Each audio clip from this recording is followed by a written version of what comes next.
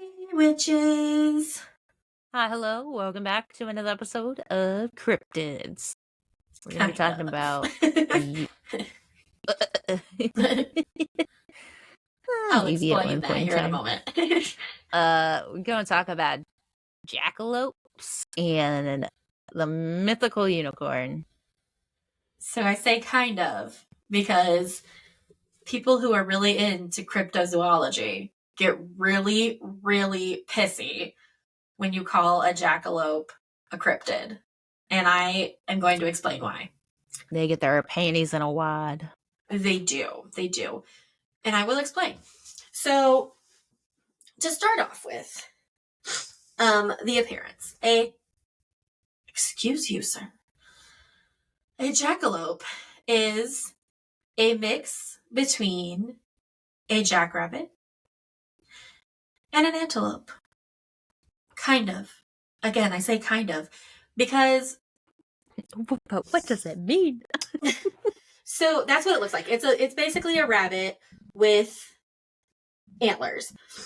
There are many different thoughts about this. So the original jackalope was made by a taxidermist in the 1930s, Douglas Herrick, and his brother were hunters, and they also had taxidermy skills. They took deer antlers and grafted them onto a taxidermy jackrabbit, and they sold this combination to a hotel in Douglas, Wyoming. For whatever reason, this was like a really popular thing. Like this taxidermy creature. So they made a bunch of them and sold it to like a retail outlet in South Dakota. And they just grew in popularity from there. Why is it out west? Listen, most of the jackalopes are not made with jackrabbits. They're made with common, not common, but like, what are the rabbits that are here in Indiana? Just like White regular rabbits? rabbits. I don't know, just the Bunnies? ones that are outside. They're just rabbits. Just the regular rabbits, not jackrabbits, not the huge, like, big jackrabbits. Just like little regular rabbits with deer horns, deer antlers, not antelope horns. No. So that's part of it. But that's why cryptozoologists get pissed off when you call it a cryptid, because there's not really been any actual sightings of a jackalope. Sort of. I have more on that as well. So, after these brothers did all of this, right, and they made the first one in Wyoming. So the Wyoming legislature has considered multiple bills to make the jackalope the state's official mythological creature. This is the kind of chaotic politics I need. Not the bullshit that's actually happening. This is what I mean when I say I want chaotic politics. So they've tried to make this jackalope the state's official mythological creature. For whatever reason, that bill keeps dying. It's not been passed yet. It's all them naysayers out there. Yeah. So there are some stories about jackalopes, because, once you have a mythological creature or something like this, the stories automatically start coming out about it. Now, one of these actually comes from mythology. Fuck, I forgot to look up how to say that. I'm going to say The world may never know. legends. It's a Native American tribe. I think it's Mesoamerican, like South. Anyway, they have oral traditions and they pass down tales. And one of these tales is of a horned rabbit and of a deer and how deer got their horns from these horned rabbits. The rabbit and deer were paired in this story, but they weren't one creature. But you know how we as people like to take stories from other cultures and just mash them up into our own. So that's a potential way that the jackalope came along, because also in the calendar of the Aztecs, and this I did not do a whole lot of research into. I found this in an article about jackalopes. So if this is incorrect, please let me know and I will find the correct story. But apparently in the Aztec calendar, the deer and the rabbit were like brothers, kind of like the sun and the moon. So, and sometimes they were depicted as the sun and the moon. Again, if I'm incorrect about that, please let me know, but that's what I read. But the actual like mythical creature, the cryptid jackalope, they're supposed to be so dangerous that hunters were advised to wear stovepipes on their legs to keep from being gored. And if they wanted to catch a jackalope, they were supposed to use whiskey, because whiskey is the beverage of choice of the jackalope. Jackalopes can throw their voice, and by voice, I mean their human voice. They can imitate the human voice, and frequently, because during the 20s and 30s, there were still like ranchers. I mean, there's still ranchers now, but like there would be people at campfires, and they would like mimic their voices and sing along. They can also throw their voice. So it can This sound is giving like skinwalkers. I don't like it. It really does. It's giving like creepy, scary movie vibe. It gets better. They can only breed during lightning flashes during a thunderstorm. And their antlers also get in the way when they try to breed. So that's why they're so rare, because they can only breed during a lightning flash and their antlers get in the way. So it's hard for them to breed. And then they also enter their den walking backwards so they can use their horns to protect themselves against predators.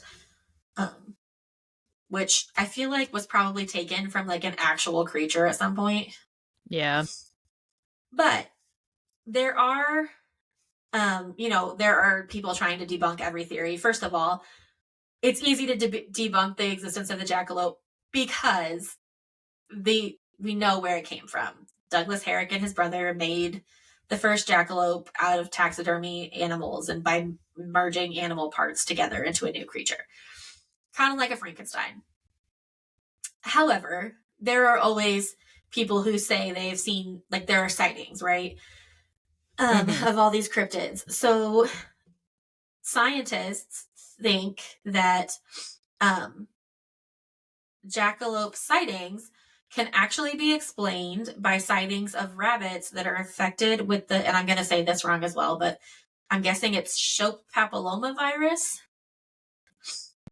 which causes horn or antler-like tumors to grow on their head and body. And actually, like, I saw some pictures of rabbits with this virus, and first of all, it's really sad. Most of them do not grow like antlers out of the top of their head. They grow out of like their neck or weird parts of their body.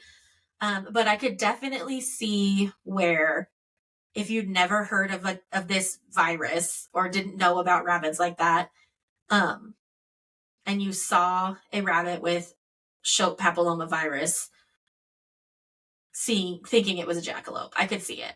So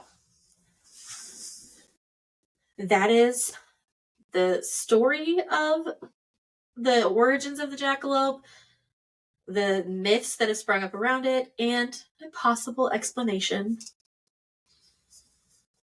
And that's it. That's all I got for jackalopes. Does the papilloma virus, like, I don't know, had like a color to it or something like that. Like, damn, she got like fungus on her antler or on his antlers. Like, that's the virus. Like, here we go. Now let me see here. Where the fuck? There it is.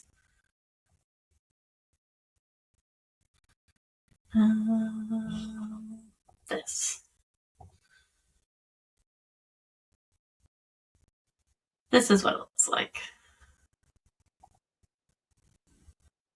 Like that was coming out of its ear. It's coming out of its face. Like, look at that. That poor baby. Yeah. It's kind of crazy. That's damn, obviously that's real fucking not real. sad. Yeah, it's kind of crazy. Now it's coming out of its like eye. This is the one that I saw the most. Oh, why did it be so tiny? This is the photo that I saw the most. Aww. Was this one with like tusks? Poor babies. Anyway,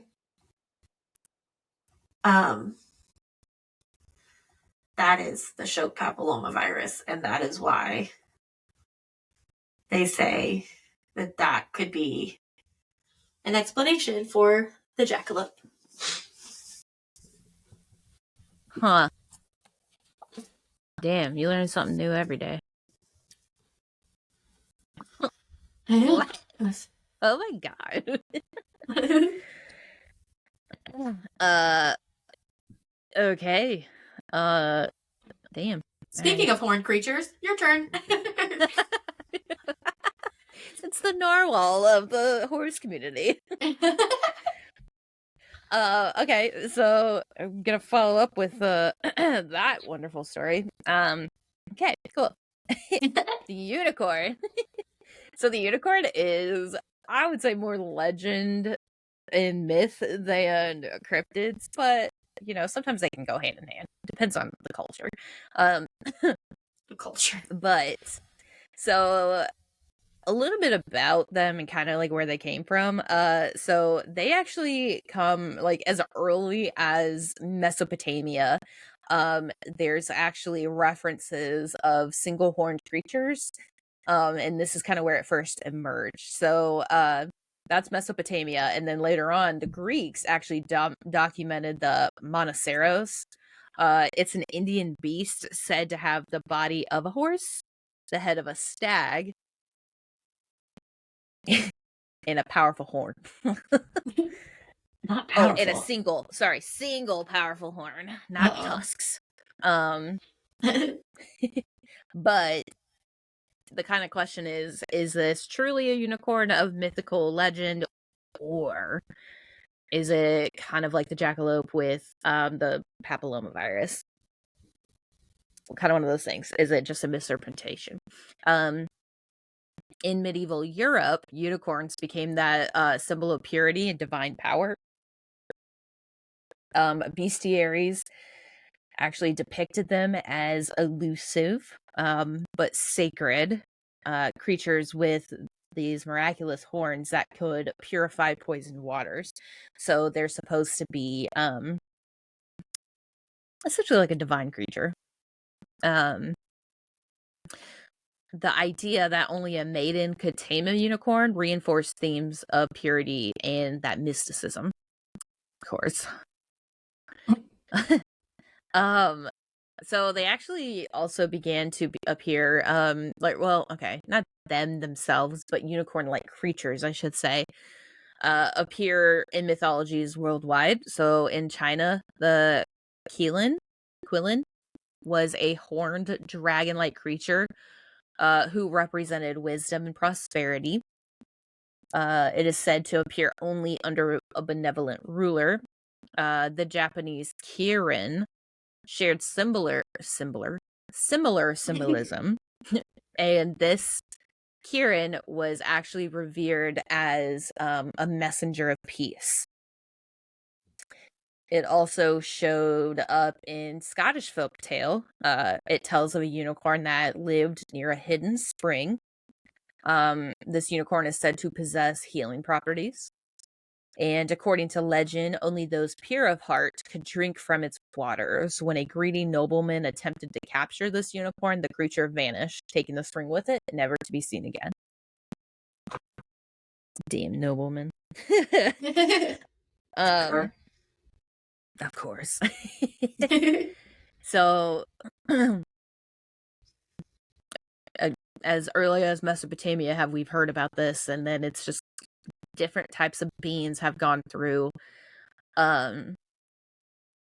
different cultures, and it's actually kind of cool to see because before, I guess, modern science, I would say there are like some dinosaurs of people, not of people, dinosaurs of people. Some people believe dinosaurs were like it's gonna sound stupid the way I'm gonna word it, but like not dinosaurs. Like they thought they were some giant godlike creature kind of thing or whatever. I don't know.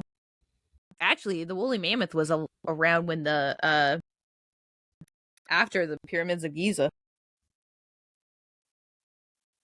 Actually, I think pyramids of Giza were built, mammoths died off after that, and then Cleopatra became like, we're actually, I think, closer to the age of Cleopatra than we are than the age of when Giza first was built. Okay, sorry, side quest. Anyways. So unicorns and cryptozoology. This is kind of like where the nitty gritty becomes. So they could have walked the earth at one point in time. They could be some mythical being, like dragons were apparently a thing long ass time ago. But some believe that ancient descriptions were based on real animals that were actually misidentified through the lens of mythology. Not that science wasn't a well-known thing, but like modern science obviously has gone through a lot of changes. In a lot of cultures, astrology was the science. Reading different like oracles was the science of the time. So that's like the level of mysticism and mythology and like religion based whatever that some cultures have gone through, and it could easily be misidentified if you don't know any better. Or for instance with the jackalope, or like rabbits possibly having like horns elsewhere outside of areas, it could be something similar to that and they just didn't know. So like for example, narwhals with their long tusks that they have were once thought to be unicorns of the sea. Those are wild because, like, they still don't know why they have a horn. Yeah. They're just there. Yeah, they just have one. They don't know why. Yeah, it's crazy. What's even more compelling is the elasmotherium or elasmotherium. I don't know. I think it's the elasmotherium, which is known as it's a prehistoric rhinoceros. It had a single long horn and actually may have inspired some early unicorn legends. I mean, to be quite fair, that is pretty plausible. Yeah. I mean, we don't prehistoric, like how many years ago are we talking about kind of thing. Right. So the connections between myth and reality are often intriguing, and with cryptozoology, that's kind of one of the major things you got to see the difference between the two. It also suggests that our ancestors may have had encounters with creatures that, bitch, I'm talking. Chaos. Stop. Did you want to say hi? Just like, I'm the star of the show, bitches. Look at the redheads together. My brown-haired cat is mouthing off in the other room. But anyway, so this suggests that our ancestors actually could have had encounters with very real creatures that could have appeared as unicorns, and that kind of what brought it along. It's also funny too because there's a place near Charleston that you can go to, and it's got like a swamp location in it, and it actually has some fossils, and there's there's an alleged fossil, it's a fossil, but it's a fossil from the alleged like giant ass sloth in prehistoric times. So like, yo, if we have a giant ass sloth the size of like an SUV, this shit very well could be real. But there was actually a possible unicorn sighting that comes as recent as 1933. So a Canadian farmer had claimed to have seen a white horse with a single horn grazing in his fields. Skeptics dismissed it as a trick of the light. The farmer swore that the creature disappeared into the mist before he could actually approach it. But he swears up and down he saw a white horse with a single horn. Can you hear him? Not really. I mean, I can, but I can't. I just keep I getting hear him smacked. meow. I don't hear him purring. Anyways. So the unicorn has transformed from that sacred mythical being to this dazzling commercialized icon. Unfortunately. This was once a symbol of divine purity. Now that they're everywhere, you can even get them with glowing, glittering stickers. And honestly, I think the unicorn is one of the symbols for like gay pride. I'm sure that it is a symbol for some group. Yes. Yes. I don't know which group, so I just said pride. Yeah. But I feel like people are like, I'm looking for a unicorn. Oh, wait, maybe not. I don't know. Did you not?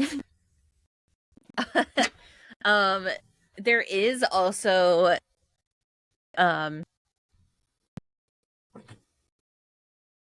unicorns have obviously made their mark on like fantasy literature. Yeah. For instance, Harry Potter, unicorns weren't necessarily not in, like, they were involved, but they played a crucial role in that series. And then The Last Unicorn, I never watched that. I have no idea what it is, to be honest. But it's essentially, it just reminds us that myth, magic, and mystery still belong in our world, regardless of, you know, those naysayers. Oh, Will, who needs science? One of the most famous unicorn stories is actually The Last Unicorn. It's a book by Peter S. Beagle. This tale shows a unicorn embarking on this journey to discover what happened to the rest of her kind. She encounters magic, danger, and existential questions about identity and purpose. Sounds like a gay biopic. Yeah. In this kind of world. Hey, look at that. I'm bringing up pride in this next part. So unicorns, that look rough. So unicorns originated in mythology. They actually have quite a hold on modern cultural symbols from across the world. So Western culture, which is essentially the Americas, uses unicorn as a symbol of fantasy, individuality, and empowerment. From branding to LGBTQ plus pride, the unicorn represents self-expression and uniqueness, and that there's no reason to change. Chinese and Japanese culture still honors their unicorn-like creatures, the Kilin and the Kirin, as symbols of prosperity and justice. There's spiritual and mystical movements that view unicorns as representations of the enlightenment and healing. They often associate it with meditation and transformation. And obviously the pop culture and commercial branding, who've embraced unicorns and everything from fashion to internet trends. So they're essentially now a vibrant icon of joy and imagination, which is so fucking weird. But regardless, it's a powerful metaphor. It represents individuality and hope in the touch of the unknown, regardless of from where you're at or who you believe and whatever. People can see it as an ancient omen, or even, you know, what you see today as the modern cultural icon. But regardless, it is somewhere in the it's somewhere as a legend and passable truth. I don't know. I feel like For of the maybe a mythological really creatures, a unicorn is a really easy one to believe in. Not a Pegasus, but like a yeah. unicorn, just a horse with a horn, that's really easy for me to believe in. Yeah. It just seems it's like, what if a horse and a rhino got together? Like, it just seems Or what if horses used to have makes sense. horns, but they were ivory and now they don't anymore because of evolution, because people are suck? People are suck. Yeah. Yeah, that actually could be true. It could be what is it? I don't know.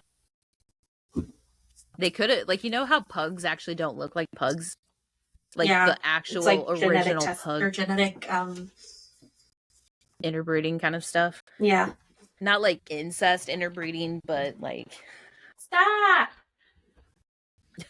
but I wonder if they I don't know. Like, I wonder if they like have bred it out of them, you know? Could be. Like maybe they were too hard to domesticate because of the horn, and so they got rid of the horn. Can you imagine though? That would be a great, like, you know, like how it's around their nose, like it could just be around their horn. Be like, hold up, buddy, we gotta stop here. Well, and It's like a also break. like thinking logically about a lot of what they used horses for in the past, like that doesn't make sense because a lot of the time they were used for like war and shit. And I feel like Yeah. a horse with a horn on its head is more useful than not. Yeah, I don't know. I just Crazy want them to stuff. be real, okay? Whatever floats your boat. But anyways, that is the jackalopes and the unicorns. So That's them. until next time. Bye.